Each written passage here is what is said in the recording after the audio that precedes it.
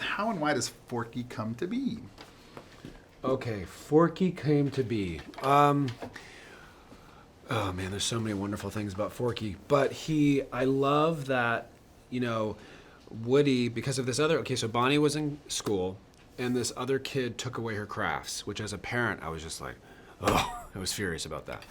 But she was obviously, that was upsetting to Bonnie. And then Woody saw this and grabbed these elements out of the trash, pipe cleaner, spork, putty, popsicle sticks, put them in front of Bonnie, and she just started creating this Forky. And because of the value that she gave to this Forky and loved him so much, he comes to life. And I remember seeing that and remembering when I gave my daughter a toy when she was little, and she cared more about the box than she did about the toy. And it was like she started making something out of this box, and it was so special to her. And the toy was like whatever, but it was this handmade, homemade toy that she made that was so special. So that's kind of how he came alive. And Forky has an innocence equated to like a newborn or an infant. How did you bring that to life? How did I bring that innocence? Yeah, Forky is very childlike. He's a blank slate. He freely asks so many questions, which I love. He doesn't understand the rules of the universe of Toy Story. You know, when humans walk in and all the toys drop to the ground, he's just like, I don't know what's happening here, you know? When somebody says Bo Peep, he's like, what's a bow? He doesn't understand that. But I think, if I'm honest, it was very easy to bring him to life because I was as overwhelmed as Forky is. I was very new to Pixar, and I still can't believe I'm in this movie. Forky kind of goes, why am I here? I'm asking the same question. I'm like, I don't even know how I got here. So it was fun. And also when we were doing it, we couldn't read the whole script because obviously they didn't want the story to get out. So we would just kind of hand in these pieces of a scene.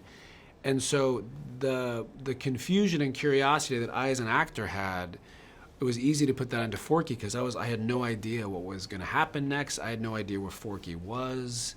And so it was just kind of all that curiosity. Forky also, like many of the characters in Toy Story, fit into a theme of finding their purpose. Sure. How does that resonate with you? Oh, I love it. And this is where Pixar just has their magic and Disney, where it's like they just get you laughing and then just bawling crying. But, Forky obviously thought that he was made to help somebody eat some chili and then go to the trash, and just Woody shows him that he has a bigger purpose, he has more value. And I love that power if anybody thinks, oh, I'm just going to go this direction, or somebody might tell them that they're not made for much or whatever. They're made for so much more. Everybody has such value and everybody has such purpose. And Forky learns, like, I'm made for a lot more than just what I thought I was. And I think that's just, and the other thing about Forky that's so special is because everything is so new, a toy like Gabby Gabby, everybody else sees it as like, oh, that's a creepy doll. Forky doesn't have that filter. He doesn't put on Gabby Gabby what society has put on her. He's like, oh, she seems like a nice person. I'm going to ask a question.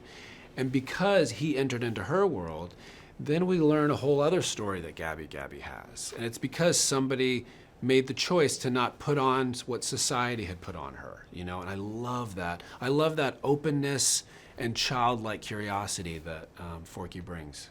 Fans of Toy Story's franchise will obviously know the relationship between Woody and Buzz, but in this one they get to explore a brand new friendship between Woody and Forky. Talk about that relationship. Yeah, I love that Woody. I will say another thing about the kind of the franchise that I think makes it so special is they're all so different. Buzz and Woody and Bo and Forky, they're all so different, but they are for each other.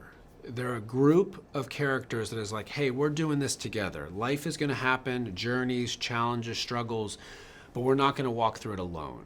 And it's like, what a great message to say, hey, we're not meant to live this life by ourselves. We need each other.